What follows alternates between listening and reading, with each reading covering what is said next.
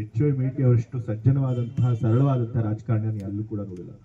ಅವರು ಪ್ರತಿಯೊಬ್ಬರನ್ನು ಕೂಡ ಬಹಳ ಪ್ರೀತಿಯಿಂದ ಮಾತನಾಡ್ತಾ ಇದ್ರು. ನಾನು ಈಗ 6 ದಿವಸಗಳಿಂದ ನಾನು ಇಲ್ಲಿ ಪ್ರಚಾರ ಮಾಡ್ತಿದ್ದೀನಿ. ಪ್ರತಿಯೊಂದು ಹಳ್ಳಿಗಳಿಗೆ ಹೋದಾಗಲೂ ಕೂಡ ಪ್ರತಿಯೊಬ್ಬರು ಒಬ್ಬೊಬ್ರು ಮೇಟಿ ಒಂದು ಕತೆ ಹೇಳ್ತಾರೆ. ಒಂದು ಹಳ್ಳಿಗೆ ಹೋದಾಗ ಒಬ್ಬ ಕಾರ್ಯಕರ್ತ ಹೇಳ್ದ, ರಾತ್ರಿ 2 ಗಂಟೆಗೆ ನಾನು ಫೋನ್ ಮಾಡಿದ್ರು ಕೂಡ ಎಚ್.ವೈ. ಮೇಟಿ ಅವರು ನನಗೆ ಫೋನ್ ಎತ್ತಿ ಆನ್ಸರ್ ಮಾಡಿದ್ರು, ಉತ್ತರಿಸಿದ್ರು, ಸ್ಪಂದಿಸಿದ್ರು ಅಂತ ಹೇಳಿದ್ರು. ಇನ್ನೊಂದು ಹಳ್ಳಿಗೆ ಹೋಗಿದ್ದೆ, ಅಲ್ಲೊಬ್ಬ ರೈತ ಹೇಳಿದ್ರು, ನಮ್ಮ ಎಲ್ಲ ಜಮೀನಿಗೂ ನೀರು ಬಂದಿತ್ತು, ನನ್ನ ಒಬ್ಬನ ಜಮೀನಿಗೆ ನೀರು ಬಂದಿರಲಿಲ್ಲ. ನಾನು ಅದನ್ನ ಹೋಗಿ ಕೇಳ್ಕೊಂಡೆ. ಮೇಟಿ ಅವ್ರ ತಕ್ಷಣ ಇಂಜಿನಿಯರ್ಗೆ ಫೋನ್ ಮಾಡಿ ಕಾಲುವೆಲ್ಲಿ ನಾನು ಒಬ್ಬನ ಜಮೀನಿಗೆ ನೀರು ಬಿಡಿಸ್ಕೊಟ್ರು ಅಂತ ಹೇಳಿ. ಎಚ್.ವೈ. ಮೇಟಿ ಅವ್ರು ಹಾಗೆ ಪ್ರತಿಯೊಬ್ಬ ಮತದಾರರ ಬಗ್ಗೆ ಅಷ್ಟೊಂದು ಕಾಳಜಿ ಇಟ್ಕೊಂಡು ಕೆಲಸ ಮಾಡ್ತಾ ಇದ್ರು. ಪಕ್ಷದ ಅಭ್ಯರ್ಥಿ ನೋಡಿ, ಮತ್ತೆ ಬಿಜೆಪಿ ಪಕ್ಷದ ಅಭ್ಯರ್ಥಿ ನೋಡಿ. ಬಿಜೆಪಿ ಪಕ್ಷದ ಅಭ್ಯರ್ಥಿ ಬಂದು ವೀರಣ್ಣ ಚರಂತಿಮಠ, ಈಗಾಗಲೇ 2 ಬಾರಿ ಅವರು ಕೂಡ ಶಾಸಕರಾಗಿದ್ದಾರೆ. ನನಗೆ ವೈಯಕ್ತಿಕವಾಗಿ ಅವ್ರ ಬಗ್ಗೆ ಏನೋ ದ್ವೇಷ ಇಲ್ಲ, ಆದ್ರೆ ಅವರು ಶ್ರೀಮಂತ ಕುಟುಂಬದ ಹಿನ್ನೆಲೆಯಿಂದ ಬಂದಿರೋರು.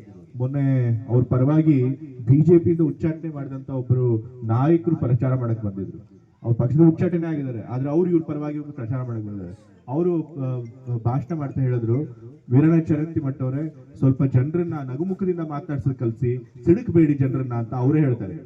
ಅಂತಂದ್ರೆ ವೀರಣ್ಣ ಚರಂತಿಮಠ ಶಾಸಕರಾದ್ರೂ ಕೂಡ ಎಚ್.ವೈ. ಮೇಟಿ ಅವ್ರು ಹೆಂಗೆ ನಿಮ್ನ ಪ್ರೀತಿ ವಿಶ್ವಾಸದಿಂದ ನೋಡ್ಕೋತಾ ಇದ್ರು, ಎಲ್ರಿಗೂ ಎಷ್ಟು ಪ್ರೀತಿಯಿಂದ ಮಾತನಾಡಿಸ್ತಾ ಇದ್ರು, ಆತರ ವೀರಣ್ಣ ಚರಂತಿಮಠ ಅವ್ರಿಗೆ ಬರಲ್ಲ. ಅವ್ರು ಶ್ರೀಮಂತ ಹಿನ್ನೆಲೆಯಿಂದ ಬಂದಿದ್ದಾರೆ.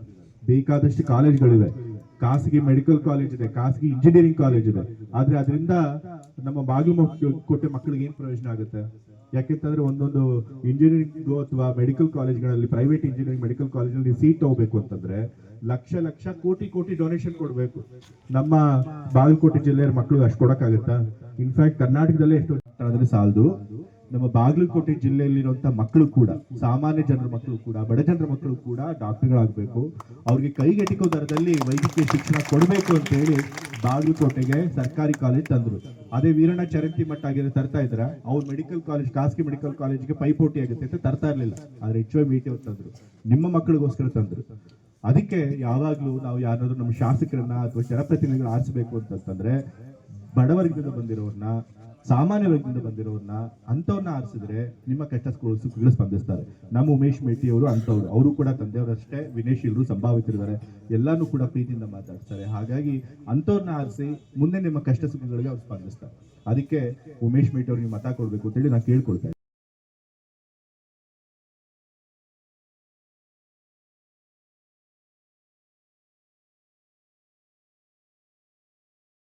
ಈ ಮತ ಅಂತ ನೋಡ್ತಿಲ್ಲ, ಎಲ್ಲರೂ ಸಮಾನವಾಗಿ ನೋಡ್ತಾ ಇದ್ರು.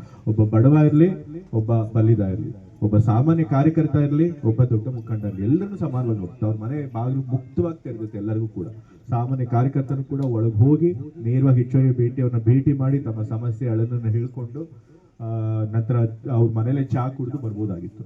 ಅಷ್ಟೊಂದು ಮುಕ್ತವಾಗಿ ಅವ್ರ ಬಾಗಿಲು ತೆರೆದಿತ್ತು. ಸೊ ಎಲ್ರಿಗೂ ಕೂಡ ಅಷ್ಟೊಂದು ಪ್ರೀತಿ ವಿಶ್ವಾಸದಿಂದ ನೋಡ್ತಾ ಇದ್ರು ಎಚ್.ವೈ. ಮೇಟಿ ಅವರು. ಇವತ್ತು ಅಂತ ಒಬ್ಬ ಸಜ್ಜನ ರಾಜಕಾರಣಿ ನಾವು ಕಳ್ಕೊಂಡ್ಬಿಡ್ತೀವಿ.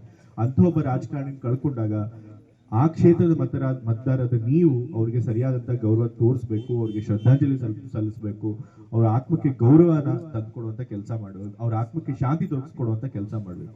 ಅದಾಗ್ಬೇಕು ಅಂತಂದ್ರೆ ನೀವು ಎಚ್.ವೈ. ಮೇಟಿ ಅವ್ರ ಪುತ್ರರಾದಂತ ಉಮೇಶ್ ಮೇಟಿ ಅವ್ರನ್ನ ಗೆಲ್ಲಿಸ್ಕೊಟ್ಟು ಅವ್ರನ್ನ ಶಾಸಕರನ್ನ ಮಾಡಿದ್ರೆ ನಿಜವಾಗ್ಲೂ ಎಚ್.ವೈ. ಮೇಟಿ ಅವರ ಆತ್ಮಕ್ಕೆ ಶಾಂತಿ ಸಿಗುತ್ತೆ.